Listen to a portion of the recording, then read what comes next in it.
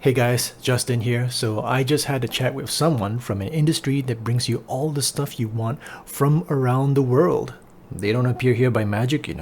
They are brought in here by boat. So I spoke to Bob Ooi from the shipping industry about how Malaysia is connected to global trade, how much we are impacted by oil, and some of our opinions about life in Malaysia in general. Check this out. Hello, Bob Ooi. Welcome to the show. Thanks for having me, All dear right. friend. Dear friend, yes. My gosh. Well, when do we know each other in the beginning? I think well, I can't recall actually, but I think it was when we were still in advertising, eh? 2015, Yeah, more give or I take. think I was the first batch in Next Digital, but I mean after that it was called APD and Right. etc. etc. I think by the time I joined, it was already called APD at the time. Yeah. Yeah. Holy smokes. We were both doing um, something totally different at the time Oh from what yeah. we're doing now. Oh yeah. So different than what we were doing that back then. Yeah. Yeah, at the time, we were professional writers. People pay us money to write shit. Yeah, Write a lot of shit. right. Yeah, Excuse my language. this this is on the internet. No worries. And this is like 10 whole years ago, and oh my gosh. And I think the last I exited out from advertising, I think it was 2018, Mm, late 2018. And then it was 2019, and then soon after that it was the pandemic, right? yeah, it Yeah. was. Yeah. I think it was around there. I can't remember, but I remember it was around 2017, 2018, and I spent a year doing some management course. Right. Hmm. Yeah. And then that's how I landed in my new career. I see. I see. Okay. So basically, you learn to manage things, manage yourself, manage other people, manage projects. More like, well, I wouldn't say manage stuff, but I would say just uh, totally different feel in terms of managing people now. Mm-hmm. Yeah, I suppose. Well, Yeah. at least we both managed to escape advertising. I mean, no offense to people who still are in advertising. I mean, Well, my condolences to all our colleagues who are still in the agency life, but yeah, I've heard a lot of horror stories lately, but you know, everybody's got to move on eventually. can you imagine if we're still writers that people think that they can do our jobs by just asking ChatGPT to write stuff for them? Can you imagine? Yeah, you know what's the strange thing? It's like nowadays even people just use ChatGPT to compose emails, which I find it very bizarre. Yeah, yeah. Like, can you write your own emails now? Like, It seems like the proficiency of every man and woman seems to be solely reliant on asking ChatGPT how to compose a short email, right? which I find it very bizarre. Come on, two Very, very sentences. bizarre. You can pull off two sentences, bro. I mean, come on. I mean, you can flush your own toilet. Well, Yeah. it is what it is now. So I can't really comment much. Mm, okay. Yeah. Well, I'm just gonna go straight into it. Why are you in the Epstein files? Why am I in the Epstein files? No, I'm not in the Epstein files. Sure, sure. Well, there was one time. No, I'm just kidding. What was the island like? Well, It was kind of expensive. expensive. Yeah, the service was, Just meh. Okay. a lot of fires, rituals, which I really not. Yeah, yeah. I'm just joking, by the way. Sure you are, Bob. Let's keep it that way. Yeah. So no, you are now in the glamorous world of shipping, international shipping. Yeah, yeah. Actually, it was quite of a 180 for me. Actually, Mhm. we were both spending I would say half of our a quarter of our lifetime actually doing advertising.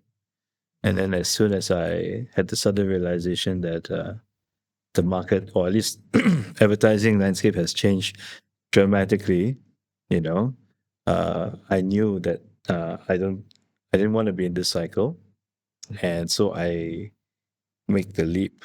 Long story short, lah, to actually pursue something that I have zero. Well, I do have some knowledge, thanks to some family and friends and stuff like that. But I think it's more of trying something else, you know, that has a, you know, a more sustainable career path, I suppose. Yeah. And you landed on one that is it is something that is growing, that is not shrinking. That's Yeah. I mean, if I have to put it in a nutshell, right? Uh, that we have, I mean, for the last couple of decades, you know, we have multiple avenues for services, right? But I think I always kind of pondered that, okay, shipping has always been evergreen despite the changing of times. Like if you know, if I want to recall history, you know, container business or at least container shipping was introduced in the late 70s. Or sorry, early 70s.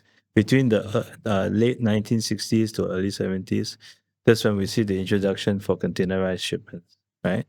So, you know, I mean, like diving into it, you know, everyone, you know, if you watch movies, like all the period dramas, everything was carried in like small ships with like cranes hanging out on the side, you know, carrying like this, like, you know, cargo that's wrapped up in like, you know, ropes and stuff like that, you know. But I mean, that's what we perceive in the movies, right? But containers is like, is what propelled globalization eventually, you know. I mean, so I thought, you know, why not take a leap at it, you know, or if I had to be pun intended, take a dive at it, you know. okay. Yeah. The writer in you is still there. Yeah. Still there. Yeah. But yeah, I mean, like, you know, when I make the career switch, it was not easy. I had to relearn a lot of things. I had to experience a lot of things. And, you know, especially for us, we are also uh, technically banana. Technically, Yeah. yes. So Technically. I had to really punch my way through and learn how to speak Mandarin or any other dialect, Cantonese, Hokkien. I think you learned Mandarin Yeah. faster than I did, bro. Yeah. So it was kind of like a shark on the water kind of situation, like, you know. Yeah.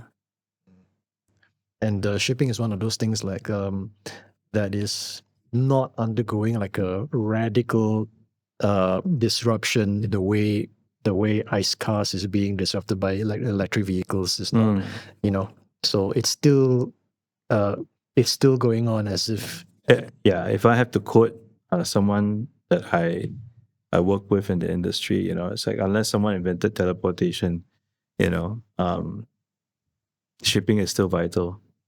You know, transportation is still vital, whether it's on the train tracks or on the road or even on a ship, you know, or even air cargo per se. Like I think it's such an essential thing that we can't live without lah, you know.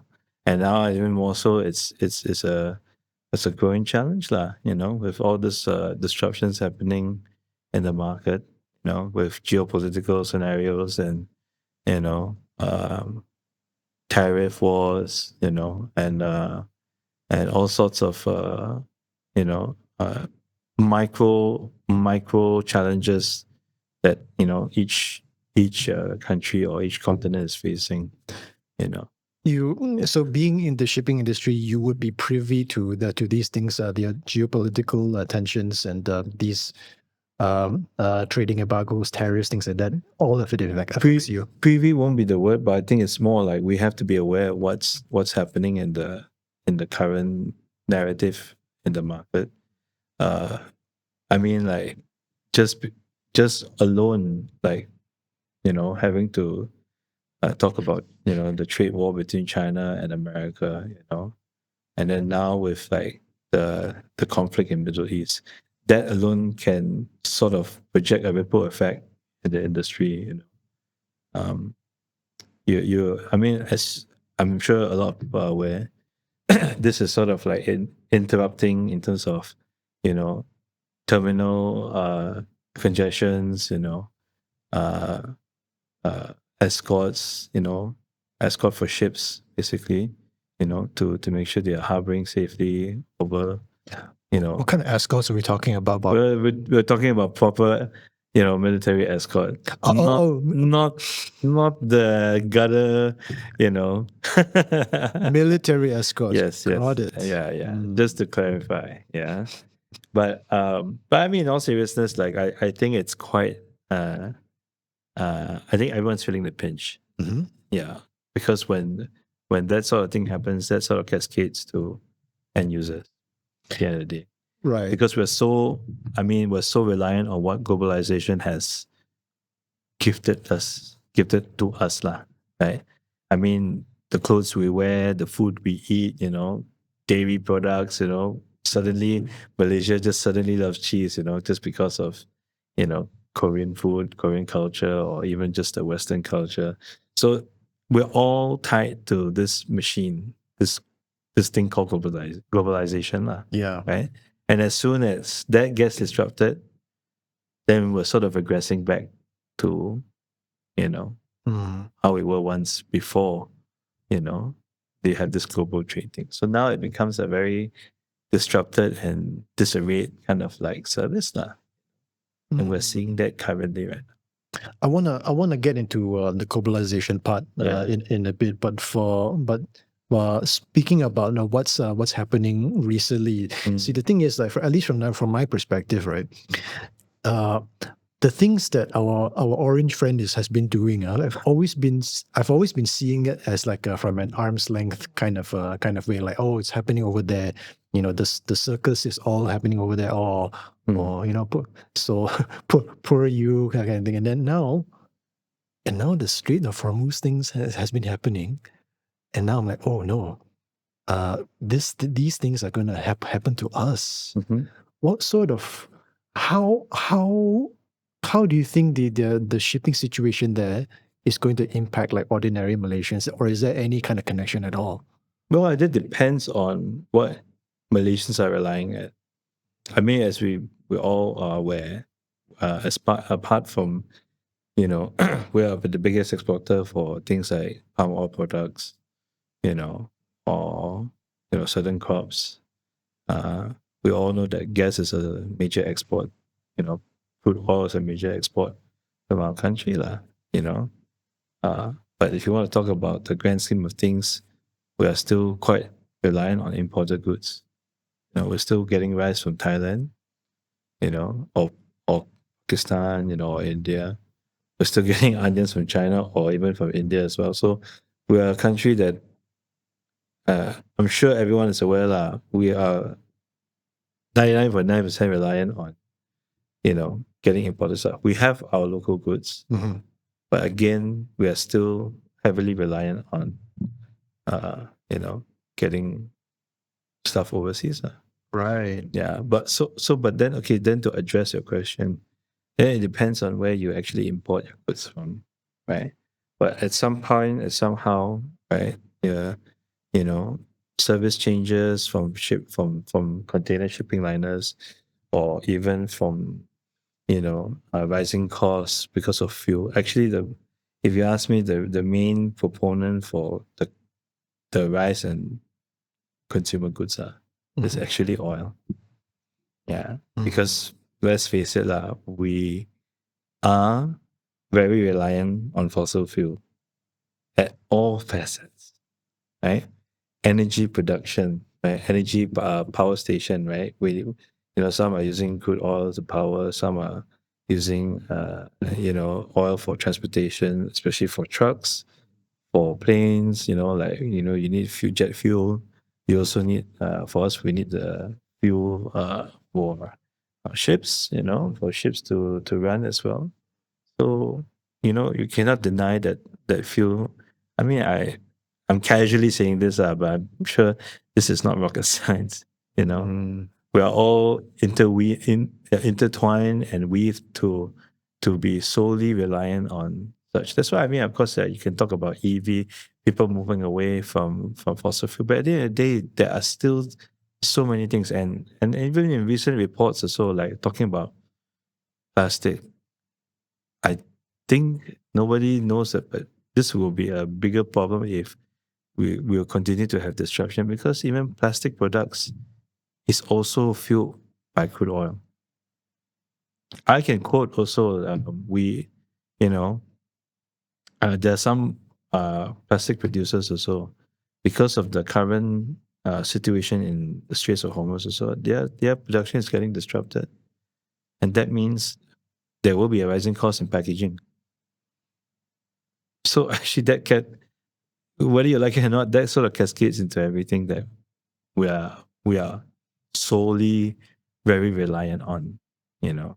Right. And that will pose a bigger threat in the future if if we don't put aside our differences to put it lightly There's one shower thought that I read somewhere on the internet, Mm. right? Technically speaking, a plastic dinosaur is a real dinosaur if you think about it. Yeah. You know what? Just like just off the cuff, right? I love dinosaurs. I really do, right? But what I really like is like when I grew up, there used to be all these like plastic dinosaur toys, right? That you collect, And I mean, you can't move them. It's just a figurine that is not posable, right? And one day I was walking up to a shop in Solaris, and I saw like, there were like so many, there were dragons, there were dinosaurs and everything. And then as I look at the price tag, $50 for one little toy. It's so expensive, I mean, yeah, the level of detail is fascinating, but still, like 50 ringgit for a little toy. Like this big? Plastic. Yeah. Man. I mean, when you mentioned that, I was just like jumping to that memory. I'm like, oh my gosh, I can't believe like a little toy. And those days, it's like you get it for $5. And now it's like 50. Oh my goodness. Depends on which country manufactured it or which country owns that brand. Then again, it's plastic, It's still plastic, yeah. And that really baffles me, And it's a toy. It's not. It doesn't have any, intrinsic value. It doesn't have any purpose. Just a figurine. I mean, it has some value. I mean, for dinosaur lovers, right? I mean, yeah. But I mean, like when you said that, it kind of like, oh my gosh, I can't believe it. Fossil fuel, dinosaur. It's the same toy. thing. It's an irony, man. It's like, oh, it's coming full circle, folks. Look alive, people. You know what I found out? That Malaysia produces a couple of interesting things. We make our own Lego alternative. Yeah. Which is pretty interesting. Yeah. We also make like high quality lightsabers. Did you know that? I heard. Yeah. I heard. But of course, I wouldn't know that if these companies were producing here and then they were selling off in the American market. They are. Wow. I'm sure they are. Yeah. It's not FX, right? Yeah, I couldn't remember the name of the companies, to be very honest. I think they're like, multiple brands already. FX used to be one of like the third party, not associated with Lucasfilms. They're building all the lightsabers. And now they're like 20 companies, 25 companies building. Holy smokes! Lightsabers. Some even more realistic than others. Yeah. Can you imagine something that was just a fictional weapon in a movie 50 years ago is now a burgeoning industry in this part of the world? Can you imagine that kind of ripple Well, effects? so long as they keep the spirit alive and they spawn better sequels. One can only hope, Bob. I'm still waiting. I'm still waiting for A New Hope. No, that's true. A newer hope. A newer hope. Yeah. Yeah. But yeah, man. I mean, we are bracing for higher fuel costs, petrol costs, and in fact, from what I've read, we still haven't seen the effects of the start of the Iran war just a couple of months ago. That ripple hasn't reached us yet drastically. Like as you say, the cost of things like even packaging will go up. On the contrary, it already has. I mean, if you're aware of the news lately, government is taking steps to, of course, subsidize And if we say the subsidies will not take an effect, I think we will experience quite a fair bit of strain on our finances right? But of course, now the question is, what's going to happen in the next 6 months? Like now, we've already passed the stage, right? So now it's more of an uneasy alliance, an easy truce and everything, right? But don't forget, right? Despite now the conflict has kind of simmered, like not to say escalated. I mean, now the news also don't really talk much about it. At the time of recording. Yeah, at the time of recording, just in case, you know. But what's the date today? 29. Yeah. Yep. You got to remember that during that time, there were a lot of strategic, you have to put it so plainly, attacks, right? And when you attack certain supply lines, it would take some time for them to rebuild, to restart, right? So what we could be seeing is like this thing could have perpetuate in a long time and it would take some time before even the market or anything to recover to back to where it was right? So honestly, that I'm not trying to be pessimistic, but it's more like we have to be realistic about what kind of situations we're going to end up in the next 6 months right? Yeah. And I think everyone should, I'm not saying to panic, but I think have to be wise you know. And but to be very frank with you, I think I put aside like speculation of like, oh, are we exporting oil or you know, or are we trading our premium oil for crude oil, the kind of thing. We have to remember that we're quite lucky to be where we are right now. Yeah. In Malaysia. I think, but personally for me, in my humble opinion, you know, I mean, people are gonna, I dare I say people are gonna say like, oh, are you like citing the government? No, I'm not. I'm just saying that despite what's happening right now, and I'm not talking about government bodies or not, as Malaysians, right, we are really blessed to sort of be where we are, right?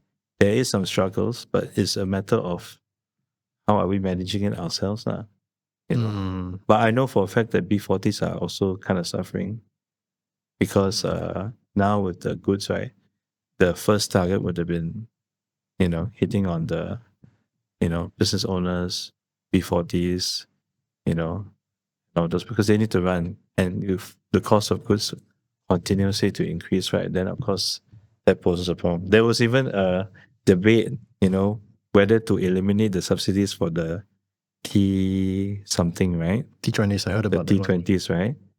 I mean, some school of thought would agree that, okay, you know, if you take the T20s out, you cut the subsidies there, we'll have enough to fund for, you know, for the B40 subsidies. I mean, but on the contrary, T40s also are spending. And if you don't ask them to spend, then you're not stimulating the economy as well. You got a chicken. It's a catch-22 situation. Yeah. And I don't say that either all the ideas are bad.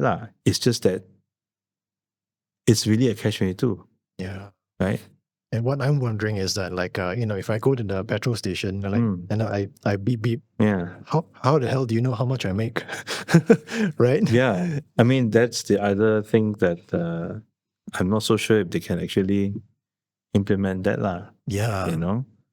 But again I mean, I think putting aside all speculation and all like, you know, oh conspiracy, oh, you know, this is just to appease to all this. It's not about appeasing, you know. I mean, at the end of the day, it's boiled down to individual, right?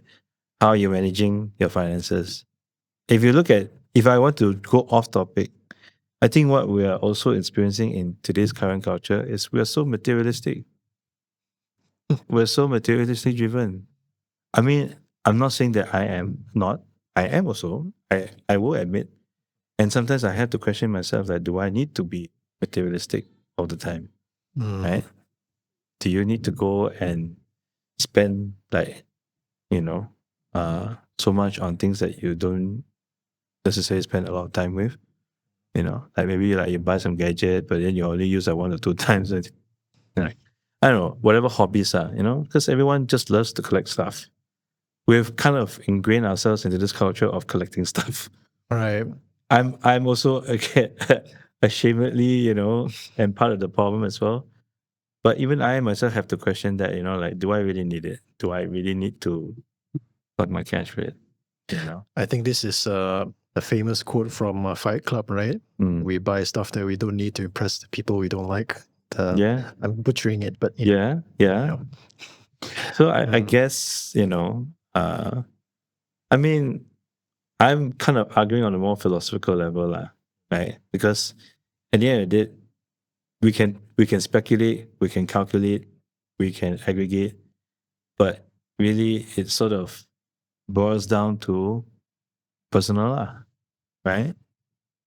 Is what we really need necessary?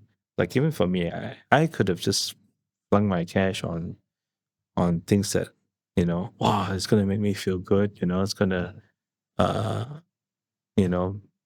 gonna drive a nice car, but I myself now am becoming more practical than usual, and I'm trying to make small steps towards that. If I have to, spend less money on say coffee, for example, right? Coffee is expensive now, and I think recent reports from this year, with the current changes in weather, like super El Nino and all those kind of things, that's going to affect crops. That's going to affect coffee crops, and that's going to draw the prices for coffee beans, right? I mean, that's already been said earlier a few months back, right? And people are still buying coffee. People are still willing to spend on coffee, right? Because they just can't live without it. What would they do without coffee? What would they do without coffee? But that's what I'm saying, right? It's like we can talk all we want, but at the end of the day, people still want it. They're willing to pay for it, right? So Right. it's just the small little choices that you make over time that control spending. I mean, I remember like late mid-90s, there was this whole campaign about inflasi sifar. Do you remember that? Yes, I'm old enough to remember. Yeah, I mean, that's showing my age, ladies and gentlemen. But there was this huge You're younger than campaign. me, Bob. There was this huge campaign trying to draw people from spending too much money. But that campaign stuck with us, right? Oh, don't buy too much toys. Don't buy things that you don't need. Buy local stuff. Blah blah blah. The kind of thing, right? Yeah, but if I were to understand economics in any shape or form, it didn't work. Exactly. A little bit inflation is supposed to be good for the economy. Just a little bit, just the right amount, not too much. At that time, but you see, it sort of indoctrinates us to not spend. Not spend, yeah. But I mean, okay, there's some truth in it, I wouldn't like what you said is correct, right? But yeah, stimulating the economy is still good. But if you're going to stimulate, also there has to be a balance. Now we see banks also throwing loans because they know people are still spending, right? That's interesting. I'd like to know because I've been receiving 5 calls a week for personal loan. Oh, yeah. Maybe it's because your bank balance has reached the right number of digits. I'm kidding. I would like to think, I mean, like, they're just trying to spur that, the kind of like spending and everything. I don't know. That's personally for my opinion. I mean, other than the fact that it's also quite competitive between the banks, they are hungry for our interests payments and our credit card payments and things like that. I mean, I can't say much, but again, like, I think it just goes to show that this is a very uncharted territory for all of us. Yeah. Because this is something that we don't necessarily encounter in the longest time. I mean, aside from COVID, right? Right, because we have been enjoying subsidized petrol for the longest of time. Oh yeah. And now it's a real threat of changing thanks to our orange friend. So I don't condone this conversation now, so I'm just gonna zoop. No, yeah. But yeah, I get it. With the current, conflict and the tensions between nations and stuff like that. Yeah, that's posing a lot of unwanted challenges now. Yeah. I mean, back to your point about saving our way and managing our expenses. I think that is practical for the M40s. I believe the B40s, however, they're not in a shape where like Yeah, I totally agree. Yeah. like they can't save their way out of their situation, and that's the issue lah. So I really hope they can get some. But if you ask me, like, I'm not trying to belittle the B40. Excuse me for my language. But yes, they are going to reach a threshold that is going to be quite difficult to manage that because the country also, government is also struggling to create more jobs, and then, they're trying to bring in more foreign investment in, and you can, you can say otherwise, whether it's a good thing or a bad thing, but at the current time, what we need is actually to be more enterprising. Malaysia needs to be more enterprising because we don't want to end up an excuse this for saying this to my brothers and sisters in Indonesia. They are also not doing very well. In fact, they're doing far worse than what we are experiencing right now. Oh. Now the current rupiah is also dropping, the currency. And then, in the last 2 years plus already, you also see unemployment rates skyrocketing to the point that even there's riots. Oh, right? dear. I mean, we saw the news and everything, right? We saw the fallout of what has transpired, because people are genuinely upset, right? So I just hope that, I'm being hopeful that for us, for the B40s or so, that they don't end up having no jobs. One thing I would like to say also, Malaysians are very good at adapting somehow. Yeah. I don't know. Don't you agree?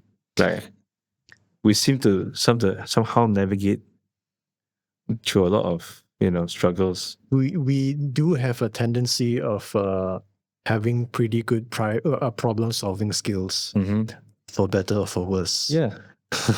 We always seems to be like, okay, let's do this on a shoestring budget, or let's do. I've heard stories, I'm going about off tangent again. I remember someone told me that there was this guy who used to be a commercial pilot, and then now he's like selling smash burgers on the streets, and is earning a decent wage. I don't know, but I'm just saying that these are the kind of stories I hear. Like, we're quite resourceful. We're just like bounce our way back and do something about it for some strange reason without any assistance. You know what I mean? Right. Yeah. And like in the conversations that I read about comparing Malaysia and Singapore, the things that I hear, that there is a consistent narrative of by virtue of being Malaysian and being in Malaysia, you have a little bit of wiggle room. If you're enterprising, you can make something out of yourself. There are opportunities. So that draws back to my earlier point. I always, we can, again, you can quote me on this, but we seem to have this innate ability to just bounce back, to be enterprising, to try something new, or to figure a problem-solving solution or whatnot. We have that room, right?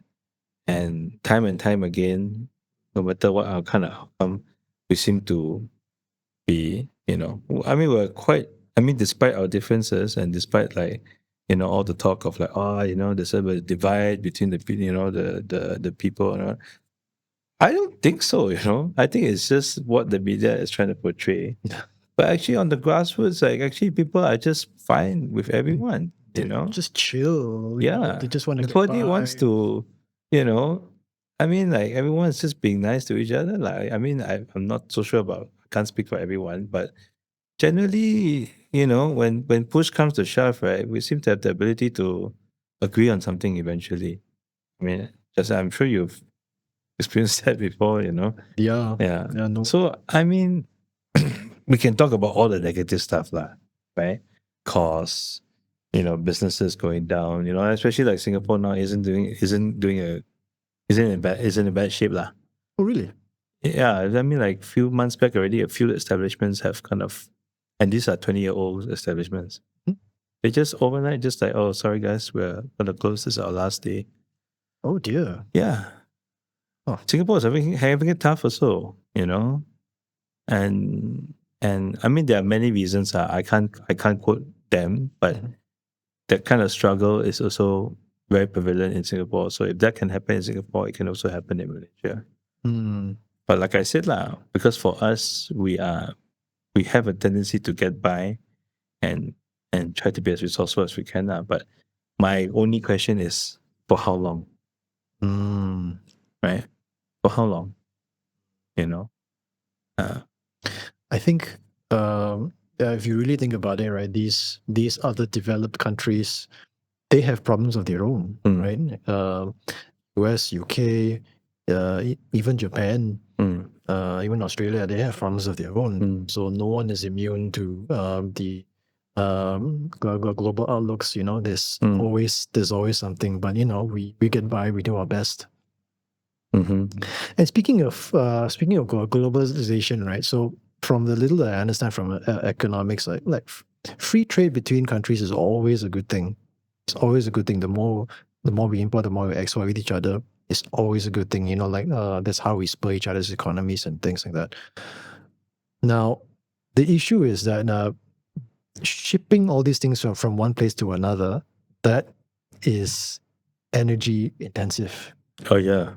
Yeah. Not to deny. Gas guzzling. These shipping cargoes are like drinking the oil. So I'm like, if I were to put the shoes on of an environmentalist, like, how do I see this? How do I perceive the whole shipping industry? I'm not gonna just say like, oh, just stop importing, exporting. I think this conversation has always been a challenge in the last decade. I think everyone has thought about this earlier on, with the, talk about environment. I mean, to the most basic point of carbon emissions, because of this whole talk of global warming, which a certain president denies it lah, right? But in the bigger scheme of things, there's also a larger problem. Like, what happens when we do not have that fuel source? What happens when crude oil becomes scarce, right? And I don't mean to panic everyone lah, but this is a reality we also have to ask. Everyone has to ask themselves, what happens when we don't have that resource? Because, like, as I said in my earlier statement, we are, throughout history, have always been intertwined with fossil fuel. All aspects of life, your toys, your packaging, your fuel, your furniture, everything around you is, even the textiles also, polyester, right? Oh yeah, that's right. They're all relying on oil. We have put ourselves in that position now. So in the terms of shipping, right? This is something I can comment, like, a lot of companies are trying to find what is the best fuel option and because I can quote for this. So we have this organization called the International Maritime Organization. Okay, it's a very big body. It's almost like, call it United Nations for Maritime. So this also concerns with cruise ships, barges, container ships, oil tankers, everything, the whole works, anything that runs on the sea, right? So there was a big talk of trying to achieve net zero by 2050 or 2030, I can't remember. But the whole goal is trying to, it's 2030, sorry.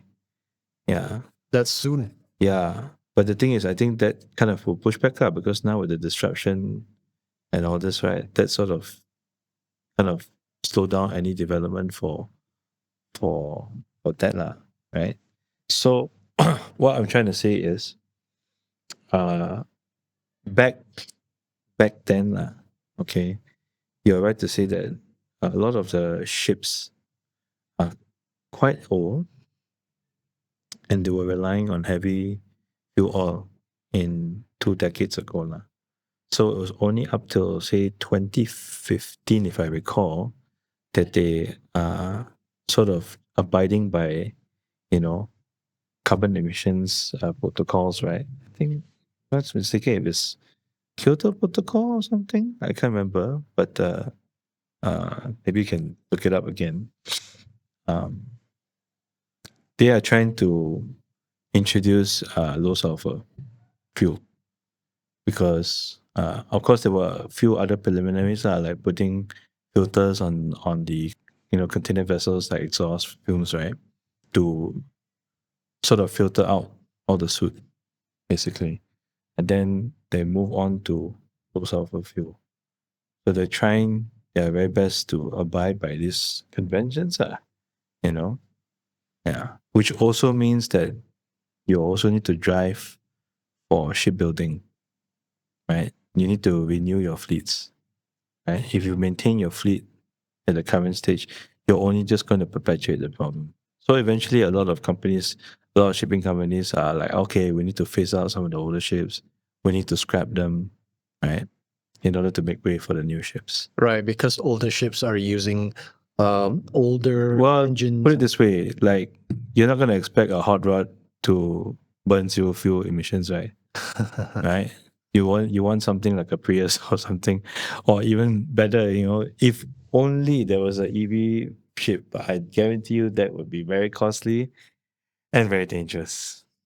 Oh, also? I mean, we have seen like some incidences with EV. Sometimes if it's faulty, the cars will burn and everything, Right. Because they can't withstand steering temperatures, right? Right. I mean, there's a lot of performative issues, right? But, I would be very controversial to say that EV is somewhat an option, but not the best option. It's just a temporary option for the time being. Yep.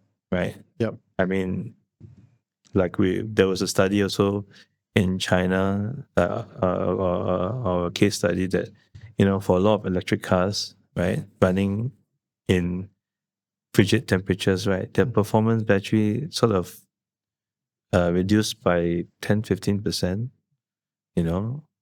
because of the frigid temperatures and because you're also using a lot of power to warm your vehicle up, right? So that also, there are some drawbacks. I wouldn't say it's the perfect replacement, but it's the only replacement if you want to achieve that. Right. And let's not talk about waste disposal for the batteries.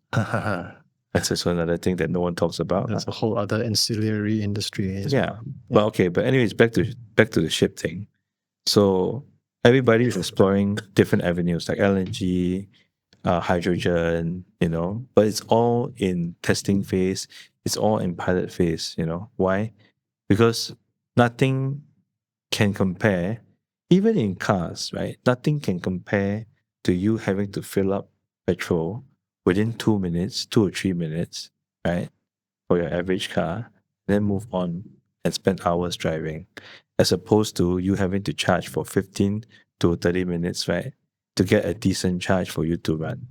And that's the same for ships. You can't expect the power plant to just supply an abundance of electricity just for one ship. That's too much, right? So, unfortunately, crude oil is still a better option, right? Right, So because oil is a lot more energy dense. Yeah. And to replace that with a different kind of fuel, then you need to account for the weight and the volume and things. So unless America decides to reinstate all their scientists back to work, right? To come up with another fuel source. So I don't think we have any other option for the time being, right? Because everything is still in pilot phase. I've read some articles about it, and it's not going. I mean, it's just like, okay, yeah, great, it's there, but is it going to move into mass production? Yeah.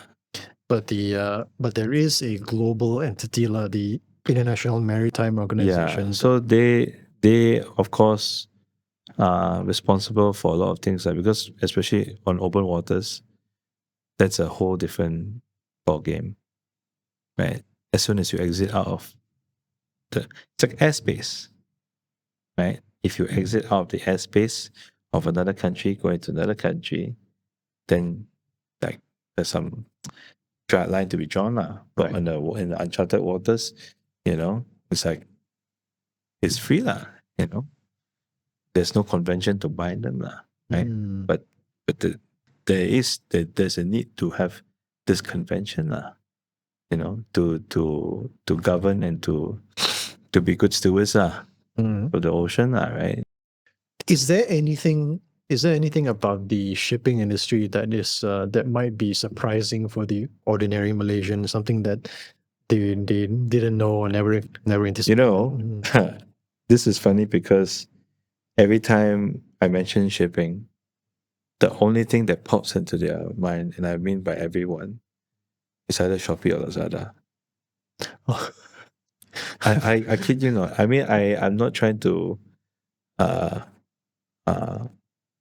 belittle, but it's just that the exposure for shipping has been very almost clandestine, very mysterious. Like, oh, what is this? Machine that I cannot see. Because to them is I want my goods now. That's it. It's always the end goal, right? And a lot of people don't know that actually managing a supply chain is tough. And managing the flow of supply chain is even tougher because you're also relying on the party that is shipping out from whichever location, internationally or domestically, right? And then you have to involve people of trying to deliver the goods to you, right? That's a very simplified way of me saying this lah. But it's definitely more than that. It has a lot of permission just to do one thing, to move your goods. Bring this box from here to there. Yeah. So what people don't understand is that the chain is so intricate, right? And going back to, again, fuel. Everything is cascaded to multiple, multiple processes that requires fuel, right? Well, and a lot of people will say, oh, it's expensive. Yeah. Running a service is also expensive, right? Like I can tell you now, so in this current climate also, even for trucking companies, they have to skim through margins, right? And then it's very difficult for them to make multiple trips that benefits their payroll, right? Because the disruption is real, right? Cost is real, right? But I want my labubu in my hands. Exactly. And that's what people unfortunately this is like a Pandora's box, really. This kind of topic also I'm also too scared to also talk about it. Because why? The context of shipping is very surface level, right? And not many people I worked on the ground before. I've been in depots, container depots. I've been in the trucking companies. I've also seen, other aspects of the business, the supply chain, right? It's like a well-oiled machine, but as soon as something, as a pin drop, or something slightly changed, right? Oh, everything just goes completely haywire. I'm going to have to end it right here. Yeah. But yes, thank you. Thank you for being a part of the machine that brings us our labubus, So, yes, keep doing what you're doing. Yeah. No, my pleasure. Well, I hope, I can expose people to what shipping actually is, because I think it's interesting. But I think I feel that we are underappreciated sometimes. Yeah. Let's get you some appreciation. Thank you. Thank you. Thank you, Bob. Dear friend. Cheers.